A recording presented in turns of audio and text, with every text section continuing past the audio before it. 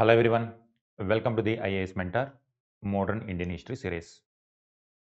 So far we have completed these chapters: the advent of Europeans, the British Conquest of India, the Colonial Administration, Socio-Religious Reform movements. Now we are moving to the next chapter, that is the resistance of the British Raj. Many prelims questions are going to come from this chapter because so many leaders who fought against the British Raj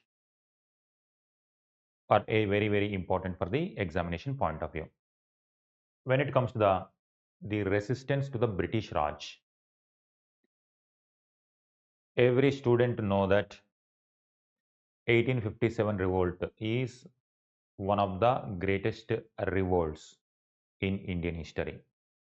Like in human history, in different places such kind of revolts took place. 1857 revolt also one such event because it has shaken the foundations of British Empire. In fact, it gave a death blow to the Company Raj.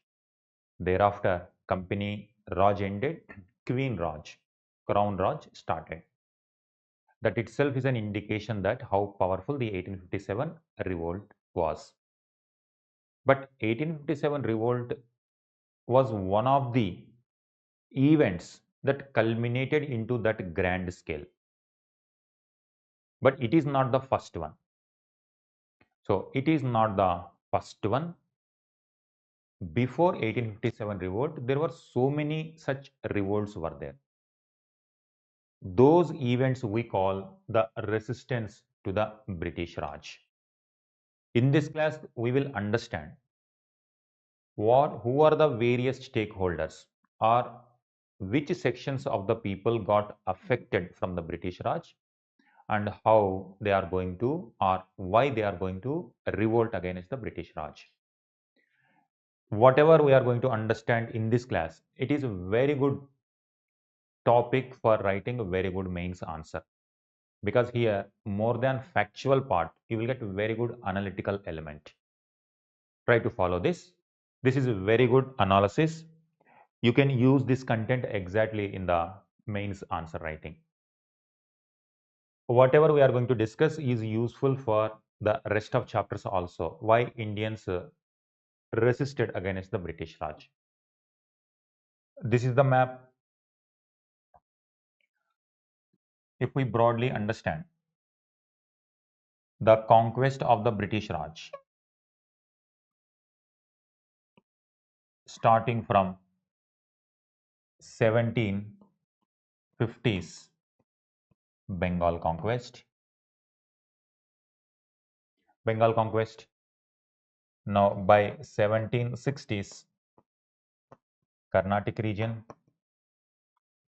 It started in 1740s itself, but by 1760s British got complete control over this region. 1799 Tipu Sultan was killed, Mysore also conquered. By 1820s Marathas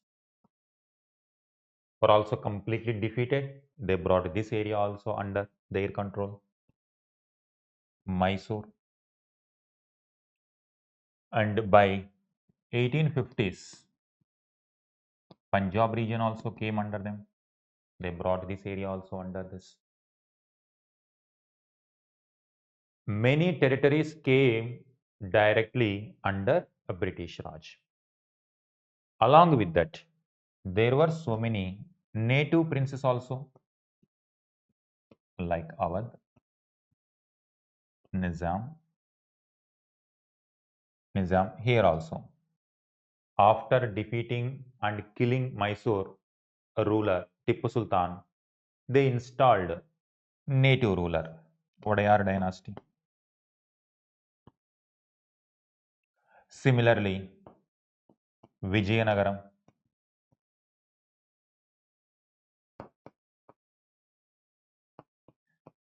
Rajas, Mysore Raja. In Kerala, Travancore, Awadh, Mughal emperor is there. For namesake, they kept. They did not completely take over the administration. Suppose when Delhi Sultans occupied, they are going to occupy and they are going to bring their administration. When Guptas conquered larger territories, they brought and they gave their administration. Best example, when Mauryans maintained most of Indian subcontinent under their rule, Mauryan administration was there. Here also, British administration is there, but since some territories direct, in some other territories it is indirect.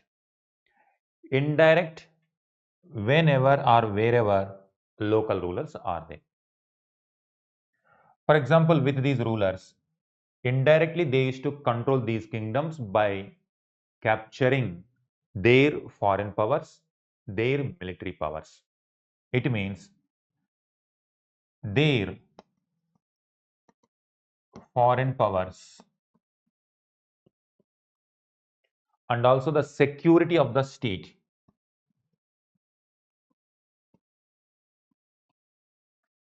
Security of the state provided by the British. That means only namesake you are ruling, you are on the crown, but your military is in the hands of British. Then it is equal to surrendering your territory to the others. The moment you are giving your military force to others, that means it is a death blow to you. Only namesake, nominal sake, you are going to stay. Only internally you can have your say, but nothing beyond your region. This is how directly, indirectly, they brought entire Indian subcontinent under their control by 1850s. Now, when they are expanding, what about the previous rulers? They captured from Bengal Nawabs, they captured from Carnatic Nawabs, they captured from Mysore powerful rulers like Tipu Sultan Hyder Ali, they captured from Peshwas, they captured from Punjab rulers. Now, when they snatched the territories from them, what about the previous administrators? These Rajas were supporting, they were having their own base, support base. The moment you are depriving this territory to the ruler, then automatically you are depriving all the privileges and benefits of those people who are depending on these Rajas. If new government provide them opportunities, they will integrate with the new administration. But this new administration is following a different kind of administration. This requires a different set of skills. This administration requires English language. Their judicial system, their administrative system was followed as per British administration. Now these people cannot adopt. Moreover, when a new government comes, they don't want to keep the previous administrators. They want to keep their own new people who are very loyal to them. In this way, they are going to displace the old administrators. They are going to create a new set of administrators. Now, in the process, those people who are enjoying the benefits, they became unemployed. Their status in the society came down. Their economic condition became low. Their respect now they are considering it is one of the shameful conditions in their life, because earlier they were living in royal status and also in lavish life. Now all those things have changed. There is going to be anger, intense anger among them. Even among these kings also, suppose if there is a king who signed this agreement, technically this agreement is known as subsidiary alliance. Subsidiary alliance system. As part of this, rulers were forced to sign an agreement with the British that they have to surrender their security department to British. This kingdom is protected by the British soldiers, but in return, king should pay them, or if they are not able to pay in cash, they have to give some territory. That is how they were losing their territories and they were losing their finances. They were losing their sovereignty. One king signed, and the next king, if that king died, the king who signed this agreement died. Now, who is going to be the next ruler? What is the succession mechanism? According to subsidiary alliance system, they should not, British have no role in deciding who is the next successor. It is up to that royal family members, they will decide. But do you think British are going to stay silent? It is not possible. Because if any person who is going to be the successor, if he follow policies against the British Raj, then British interests are going to be endangered. That is why British frequently interfere in the internal politics also. If someone is ambitious, if someone is pro-British, they will try to bring that person as the next ruler so that their interest will continue to flourish. Now, in the process, the other person who is hating this internal, who is hating this kind of unnecessary interference in the internal politics, royal family members' politics, then they are going to fight against British Raj. Do you see? The royal family members are also going to fight. That is called resistance to the British Raj means. And the administrators, the traditional bureaucrats who are enjoying good status, now they are also getting affected. They are also going to fight against the British, show resistance to the British Raj. Are you getting the dots? Now, at the top level, we have understood. The top level means at the politics level. One Raja displaced by Company Raj. Now, this Raja affected, the people who are supporting this Raja affected, and the bureaucrats affected, royal family members affected, everyone affected. Now, what about the people? First one, here, royal families got affected. So, this is we are understanding in a pure analytical way. Why, in the first place, this resistance is emerging. In the subsequent classes, we will come to know so many facts. Who are these rulers? Who are different? What are the different names of different revolts in different parts of India? These royal family members, when it comes to royal family members, some were followers of Hindu tradition, some were followers of Islamic tradition. That is why we call Nawabs got affected and Rajas got affected. In this way, the royal family members got affected. Naturally, they are going to show resistance. You know, Battle of Buxar in 1764. You just understand that story. That story they are going to repeat in different places. If you remember, Sirajuddaulah,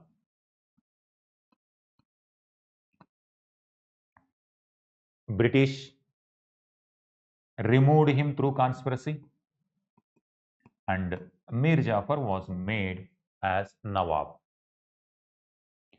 When Mir Jafar was not able to satisfy their greed, Mir Qasim was made as Nawab. Now, when Mir Qasim was trying to behave independently, they once again removed him and replaced Mir Jafar. Now, Mir Qasim is going to show resistance. That is why Mir Qasim will go to the some other person, here in this case Awadh Nawab and Shah Alam to Mughal Emperor, and they formed an alliance and they showed resistance. That led to Battle of Buxar. Could you see? Some resistance led to these kind of battles and some led to small scale incidents, because by that time Britishers were becoming very powerful. They were crushing these revolts just like that. Nawabs and Rajas. Do you see this? This is when Vijayanagaram Raja signed a subsidiary alliance system subsidiary alliance system. They were Vijayanagaram was forced to sign subsidiary alliance treaty. This kingdom now in the protection of British. But they used to frequently interfere in the politics. That is why the next person who wants to become Raja, he revolted against British Raj. But they were suppressed very ruthlessly. Do you see this? In this way, different Rajas, they are going to get affected. Next, royal family members. Next, when it comes to the bureaucrats or ministers or bureaucrats, traditional elite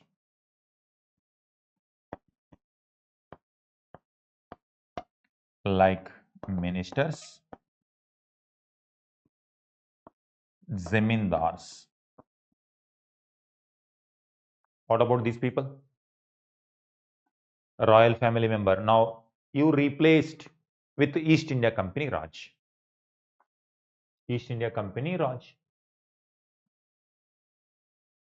Now these people, ministers, say like a prime minister. In some places they are called Peshwa prime minister. In some places they are called Diwan. Like that, wazirs. In different names they are there, ministers. Now, if East India Company removed royal family means now automatically their position is also endangered automatically. Now, this new government is going to create new set of people as the ministers, and in fact their system is going to be completely different. They are going to bring a different kind of system with regulating act. Governor becomes governor general. Governor general will have executive council.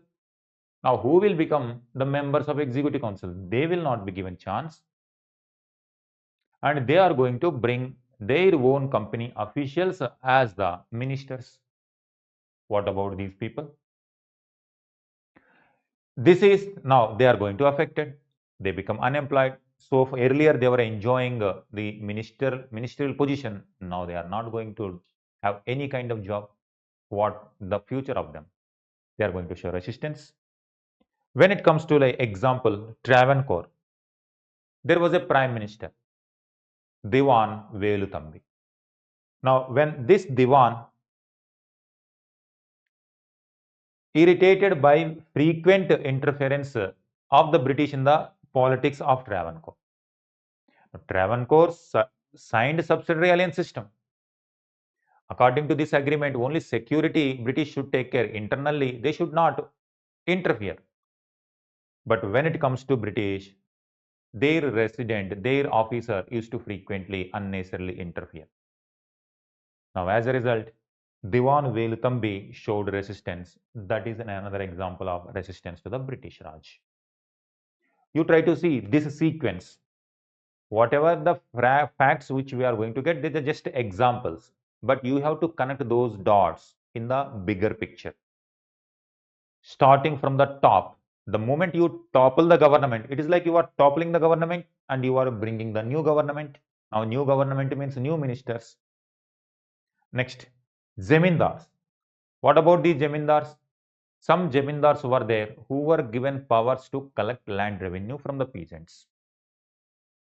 This government, these ministers have given some people some rights.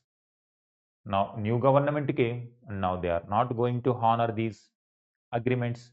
They are going to create a new kind of Zemindars, new kind of elite intermediaries to collect the tax. Whoever are going to be loyal to them, they are going to give that chance. That is why those Zemindars who were loyal to East India Company, they were able to adopt new administration, or they were able to get integrated in the new administration. Those who could not, they were losing their estates and they lost their privileges. Now these Zemindars, they are going to join with peasants and they are going to resist. That is how royal family members are going to resist, ministers are going to resist, Zemindars are going to resist. This is at the top level. When it comes to British utilitarianism philosophy, the British Parliament used to debate about India's condition, and they used to say that British Raj is good for Indian common public because these traditional people, Oriental kings, Oriental Eastern kings, kings Nawabs, they were despotic in nature. That's what British used to say, that these people were despotic in nature. They were authoritarian in nature.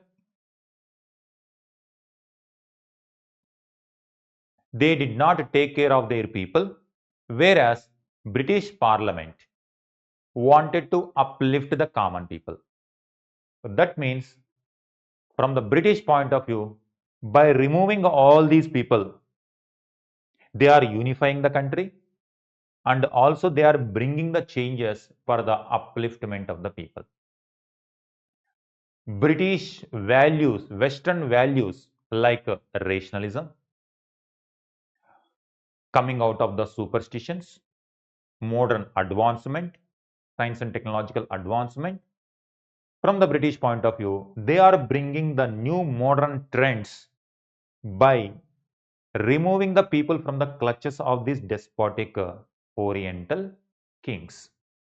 That is what Oriental despotism they propagated. They highlighted this fact that these people did not take care of the people. They used to collect large lot of taxes from the common public.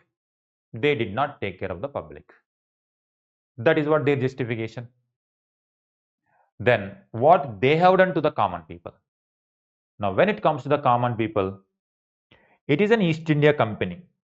Company purpose is to make as much revenue as possible.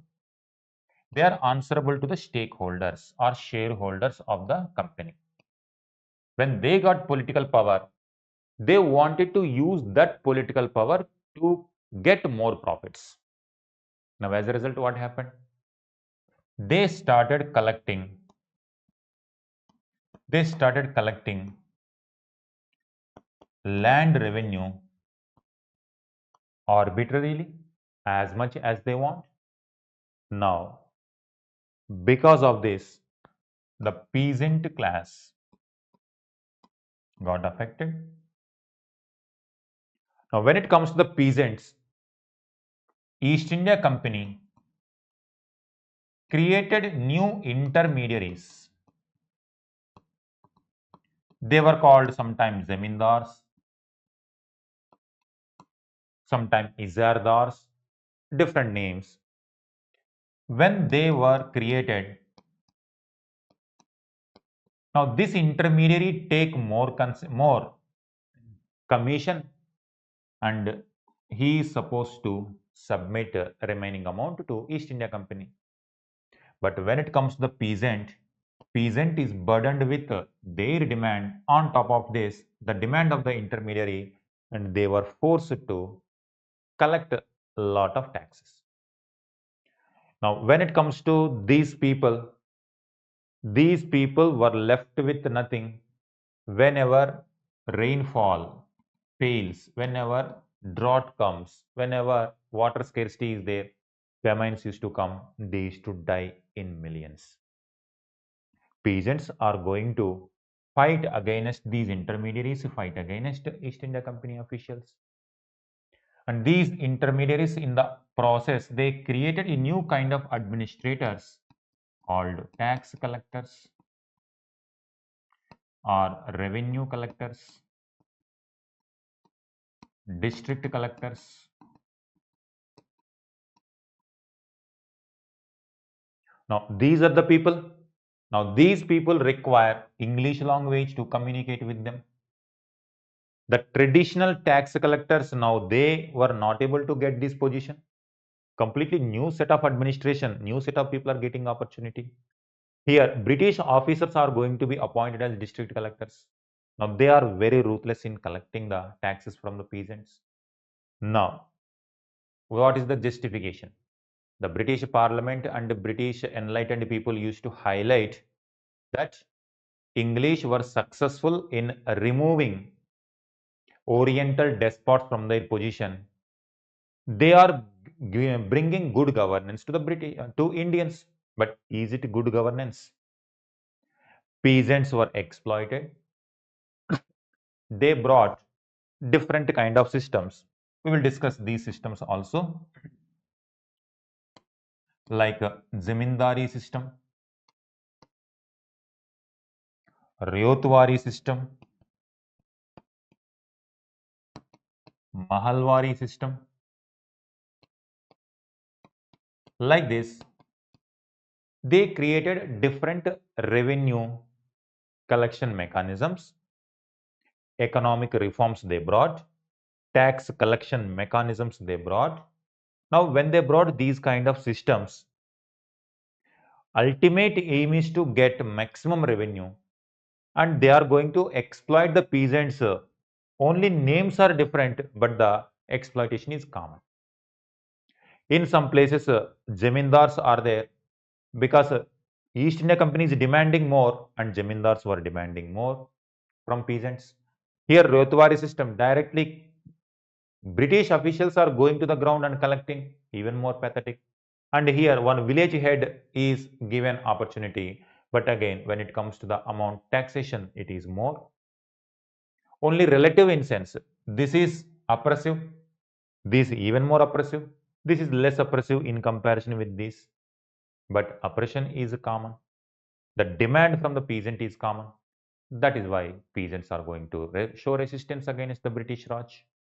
Could you see the resistance from different sections? One section is royal families like Nawabs, Rajas. Another section, traditional elite people like ministers or zamindars. Another section of people who showed resistance, peasants. Now, peasants are going to show resistance in different places. In Madras also, here also, here also, here also, everywhere people are going to show resistance. But only when they are resisting, they were getting crushed because British were coming with guns. What peasants are having? Nothing. That is why after some time they also understand that peasants as a group we needed full strength. Peasant movements are going to emerge by 20th century.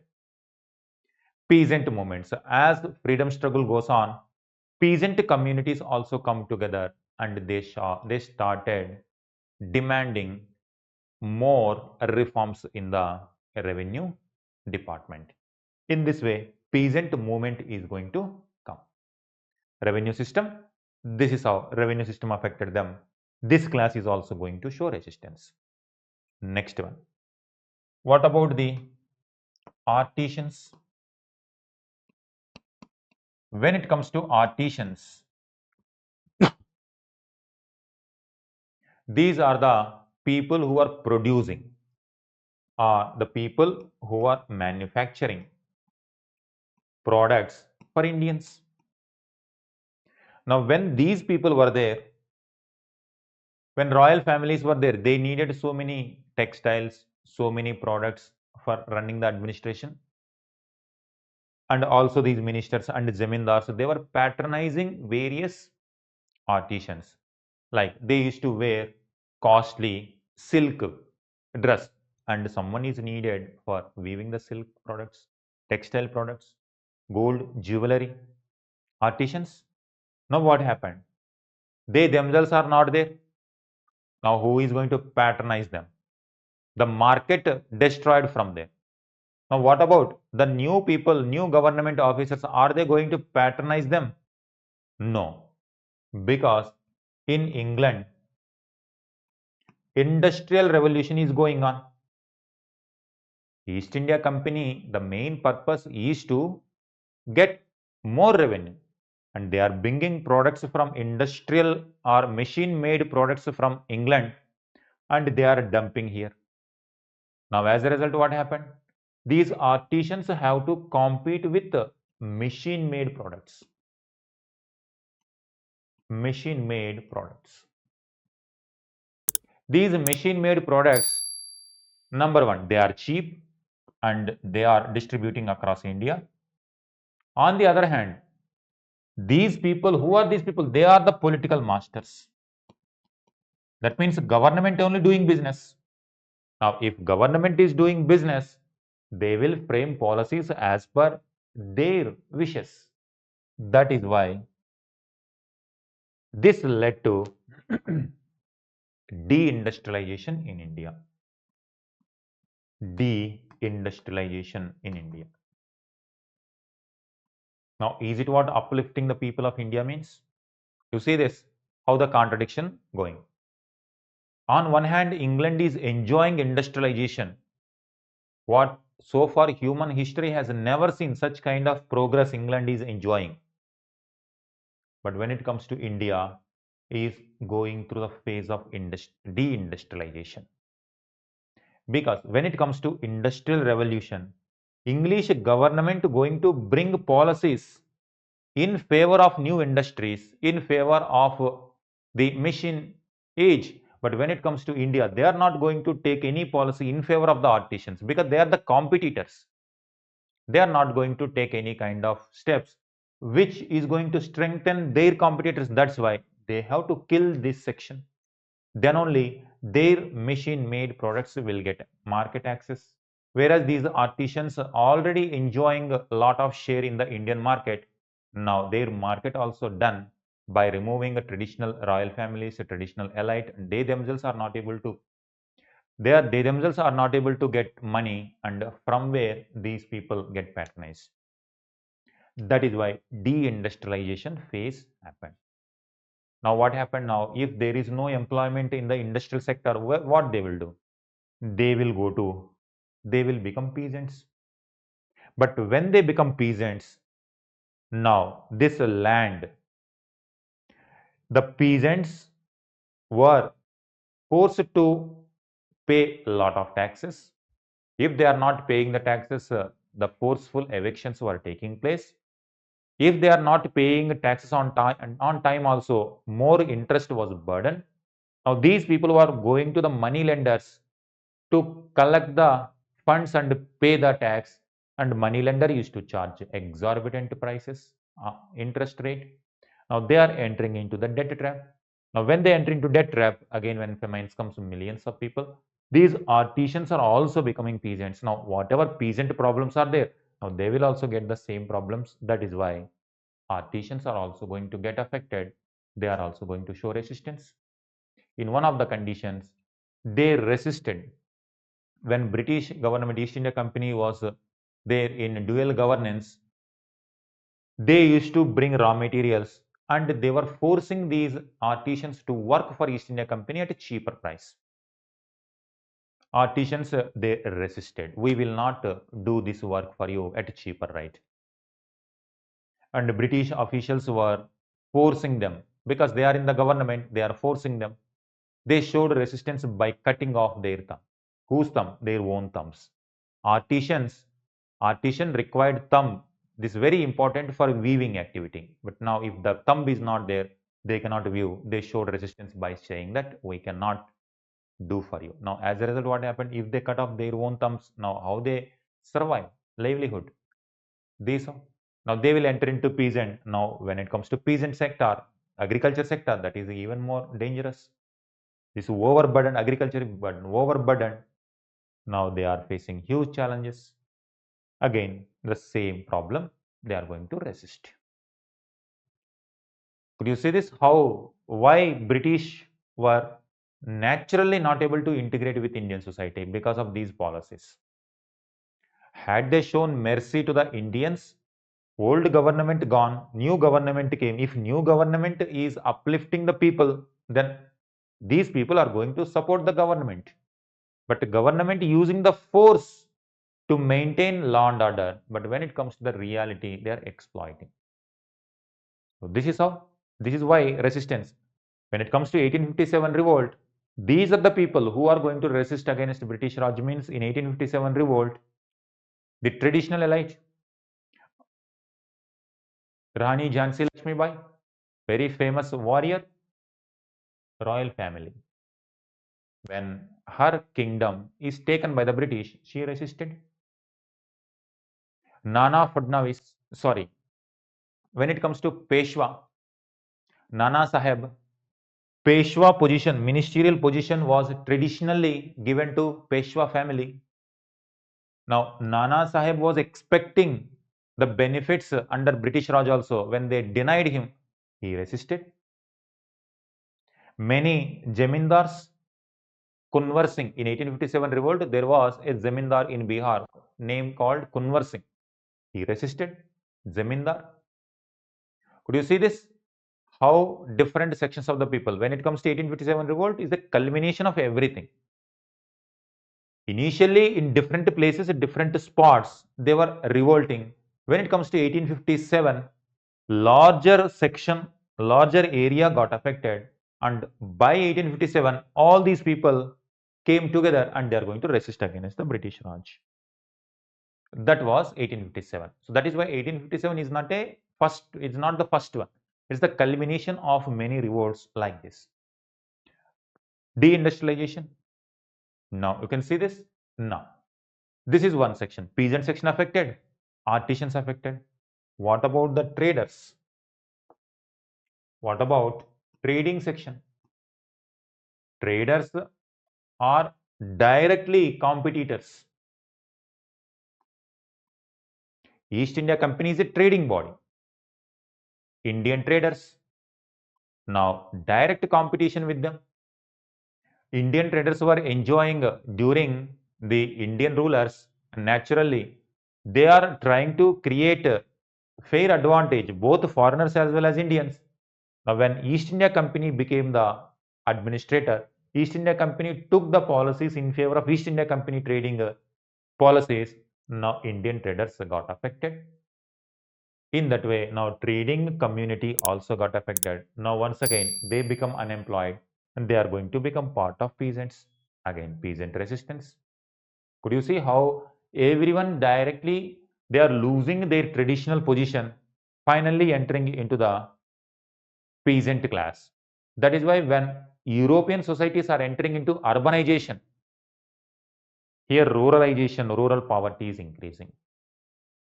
Trading class. But there will be some traders, there will be some trading class or merchant class, money lending class who were getting the support of East India Company. They were following the policies of East India Company. That's why small traders got affected. They were replaced by one big merchant. Indian merchant will be there, but they were just following orders of European merchants.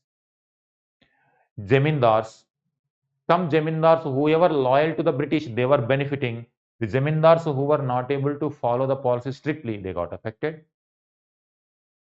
The merchants who were in favor of the East India policies, they got benefited, and whoever not, they were not benefiting and they got affected.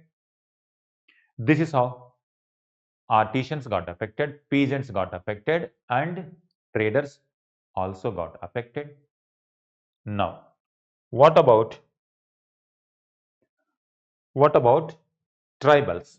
So when it comes to rural life, urban life, this is the condition. What about the tribals? Another section of the people who got affected. So from all these classes, British faced resistance. What about tribals? Say like in this area, Chota Nagpur Plateau is there. It's a tribal belt, present day Jharkhand, Odisha region. This is Fort William. It is Calcutta, close to capital. Now, this area is having a forest, minerals. East India Company wanted to exploit these resources. But what about the tribals? Their culture, their land, their traditional privileges in their forest areas got affected. Now, East India new company is coming, new administration is coming. When it comes to traditional or Indian rulers, they did not interfere in the politics of inside forest area. They left them. And they were enjoying their own traditional rights. They were having their own customs, their own way of life. But now East India Company, in the name of civilizing people, they are interfering in their culture, in their privileges and in their land privileges. Now they are creating new laws. According to these new laws, they restricted tribals only to enter into these forests. Traditionally, these forest people were enjoying the forest life. Now new law passed and they are saying we are following a rule of law. And what is this rule of law? Tribals should not enter into certain restricted areas. And these restricted areas, what Britishers were doing? They are cutting the forest for timber, mining, plantation, and for their personal hunting purpose. Their life connected with the forest. Now you are putting a lot of restrictions. As a result, their culture, their privileges got affected. They are going to show resistance. In the name of civilizing these people, Christian missionaries entered into their areas and they were degrading or condemning or abusing their traditional practices. Their traditional practices were abused by saying that they are inhuman people, they are uncivilized people, they are less advanced people. Christian missionaries were saying they came there for educating them, for civilizing them, for modernizing them. And the people, whoever got benefited, they will support. But overall, if you see, their culture, their land, their privileges got affected. Intense revolts are going to come from tribal community. In fact, more than any other class, tribal community showed very strong resistance against British interference. Could you see this? And whatever the tribal pockets, these pockets got affected with British policies. That is so. Last class, when Christian missionaries were propagating their ideals, the traditional religious people, what about religious people like Pandits? When it comes to Islam, Maulvis, Pandits, and Maulvis, Christian missionaries, and East India Company administration were condemning the practices that are prevalent in this. They are highlighting the social evils like untouchability, sati practice, parda practice, sharia, very severe when it comes to the treatment of the people, severe punishments. Now, when they are condemning this kind of life, it appears like East India Company is doing, they are trying to modernize Indian people. But from their point of view, no doubt India need modernization. Reformation is required, but it should come from within, not should be imposed on them. That is why when East India, their efforts appeared like imposing on the society, they were also not happy and showed resistance. In 1857 revolt, there was one Maulvi Ahmadullah. Reason is this only. The first significant revolt when 1770 Bengal famine took place, many restrictions were imposed on the people, including religious gatherings also. That is why Sannyasi revolt took place. This Sannyasi revolt is considered as the one of the earliest revolts against the British Raj. Many sannyasins are going to got affected during this famine. They are going to show deep resistance. Almost after 100 years, Bankim Chandra Chatterjee,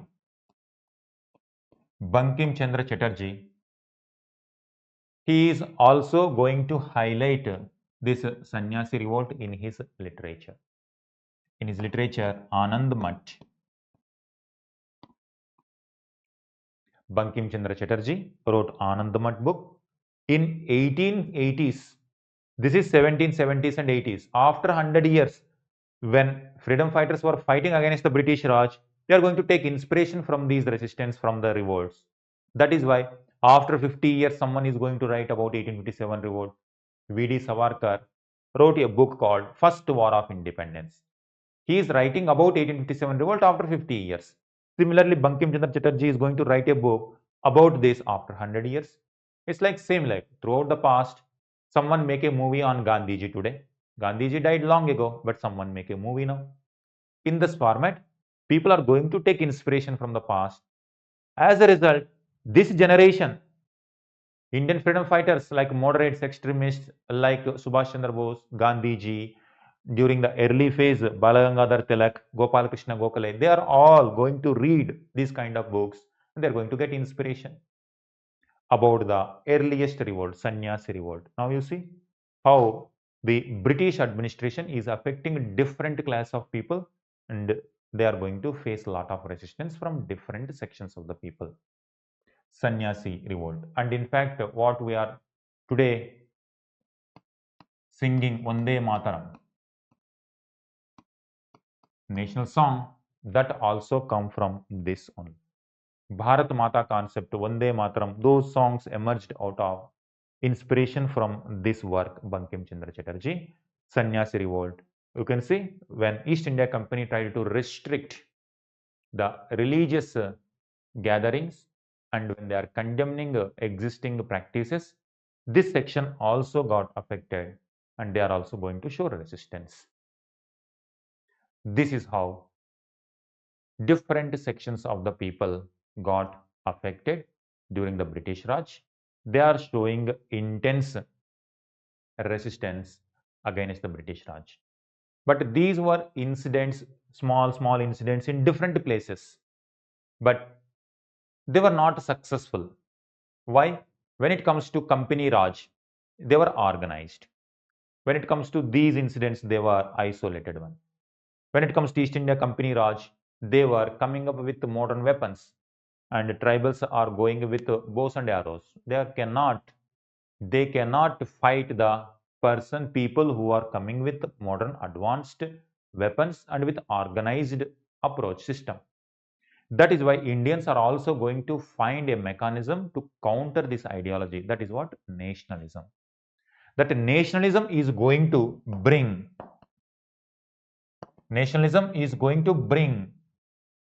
the grievances of all these people, and finally they decided that India should become free. India should get freedom from the British Raj. Then only we can address all these issues. That is what freedom struggle. Nationalism is biggest resistance against the British Raj. So that we will see as part of separate chapter. But in this chapter, we have to see different places, different leaders who showed resistance against the British Raj up to 1857. And 1857 itself is a separate topic which we have to discuss in detail.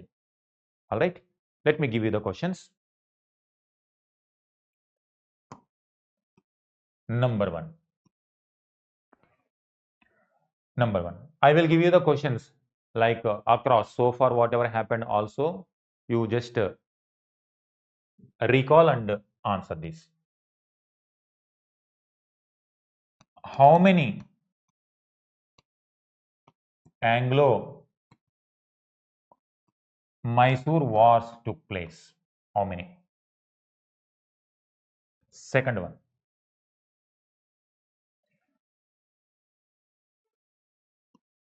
Anand Math was written by.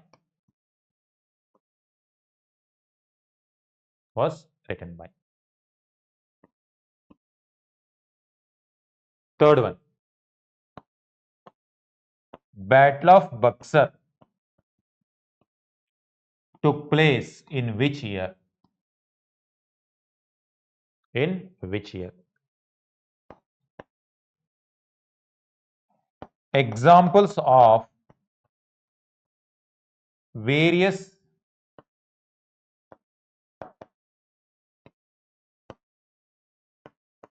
revenue collection mechanisms. In Bengal, they introduced one system. In Madras and Bombay, they introduced one system, and in Northwest, they introduced one system. I have written, and you can revenue collection systems.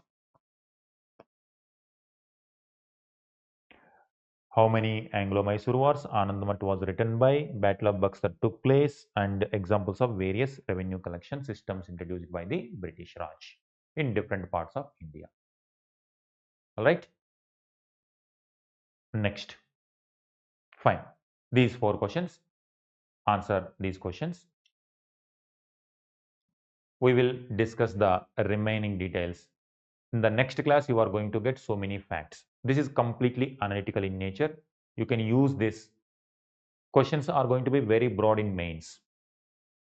If there is any question related to British resistance, you can collect all these issues, all these dimensions, and you can give very good answer. Suppose if question is about peasant revolt also, again same thing. Tribal revolts, same thing only. 1857 revolt, in fact, same thing only. Could you see? The reasons are going to be same across. Only examples we have to analyze. All right. For mentorship program, please keep following the IAS mentor. We have come up with the proper schedule. Please connect the IAS mentor. Thank you. Thank you very much.